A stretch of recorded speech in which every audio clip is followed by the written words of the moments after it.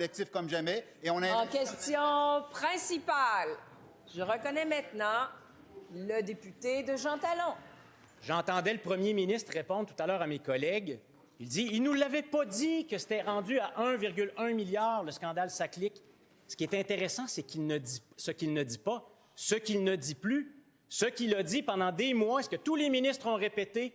On ne savait rien, on n'avait aucune information, on nous a menti. Je comprends pourquoi il ne dit plus ça. Parce que le rapport du commissaire Galland le dit noir sur blanc. Les conclusions de fait sont accablantes. Le député de Grandby, alors ministre des Transports, savait depuis 2021 de 458 à 682.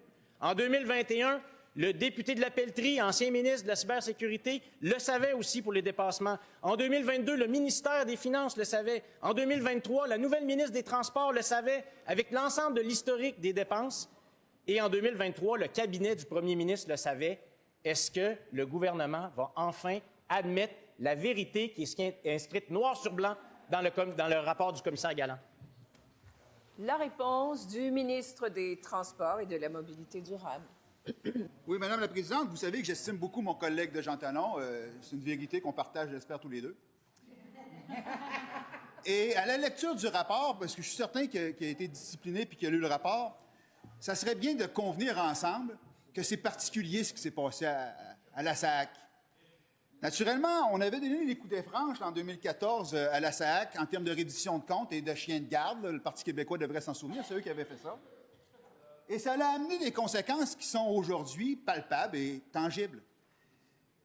Moi, je suis un ancien vérificateur, j'ai travaillé pour le vérificateur général. Il n'y a rien de pire dans une organisation quand il n'y a plus de contre-pouvoir, quand il n'y a plus de reddition de comptes, quand il n'y a plus ces éléments-là. Ça permet à des gens qui seraient mal intentionnés ou malveillants de faire en sorte que la situation dérape et que consciemment, de manière consciente, Madame la Présidente, on ne parle pas ici là, de omission involontaire, là.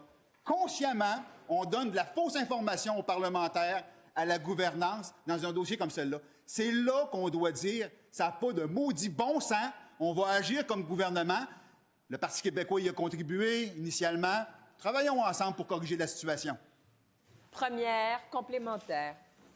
Incroyable qu'on revienne encore sur ces décisions de 2014. Le rapport du commissaire Galland le dit très bien que toutes ces décisions-là avaient cessé... Et attendez, Monsieur le député, je vous rappelle l'article 32, gardez le silence. Je vais vous nommer, je vais entendre la question. Vous avez 22 secondes. Poursuivez, Monsieur le député. Le rapport du commissaire Galland le dit noir sur blanc. Ces exceptions-là ont cessé d'avoir effet en 2018, ce qui veut dire que l'entière responsabilité est au gouvernement de la CAQ. Et le rapport du commissaire Galland dit aussi qu'il y a eu un changement dans l'attitude de la SAC en 2023, qu'à partir de ce moment-là, le gouvernement avait toute l'information et pourtant il a continué à dire qu'il ne l'avait pas. Va-t-il l'admettre? La réponse du ministre. Madame la Présidente, je suis obligé d'être en désaccord avec mon collègue de Jean Talon. À partir de 2018, là, les mensonges n'ont pas cessé. C'est pas du tout ce que le rapport Galland dit. Je réitère, là, comme ministre, comme responsable, comme gestionnaire, on pose des questions. Puis là, on aurait peut-être dû poser plus de questions. Oui, peut-être.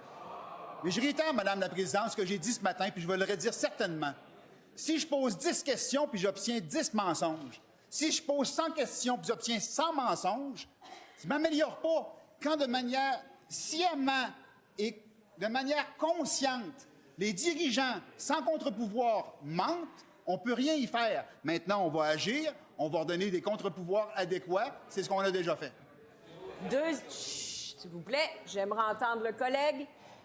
Deuxième complémentaire. Le premier ministre va être content d'apprendre que je l'ai lu le rapport, page 495. À partir de juin 2023, la Commission ne constate aucun manquement de la part de la SAC dans la reddition de comptes et conséquemment que les membres du gouvernement ont obtenu l'information juste.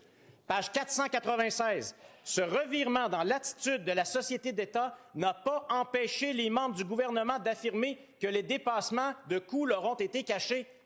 Tu ne peux pas aller plus loin sans dire que le gouvernement a caché la vérité aux Québécois. Bon. Oui, Monsieur le leader du gouvernement, quel est votre appel au règlement?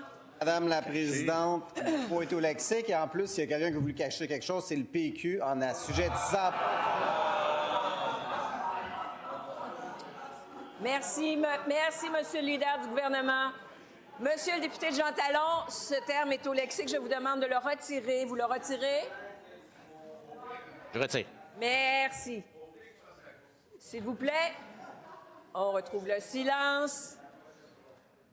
Monsieur le ministre, votre réponse, on l'écoute. Madame la présidente, ce qui me désole, puis c'est correct parce que c'est un peu une joute de partisanerie, puis c'est correct parce que je sais que mon collègue n'en pense pas moins, de Jean Talon, c'est ce que révèle le rapport Galland est préoccupant. Ce que révèle le rapport Galland, Madame la présidente, c'est une tromperie, et je le réitère, de quelques individus à l'intérieur d'une organisation, parce que la SAAC, là, c'est 5000 employés, c'est un joyau de l'État québécois, mais quelques individus, par l'absence de contre-pouvoir et de reddition de comptes donnés par le Parti québécois, ont fait en sorte qu'on s'est ramassé avec un fiasco. Et tout le long, les informations ont été faussées pour la prise de décision. C'est ce que révèle Galland.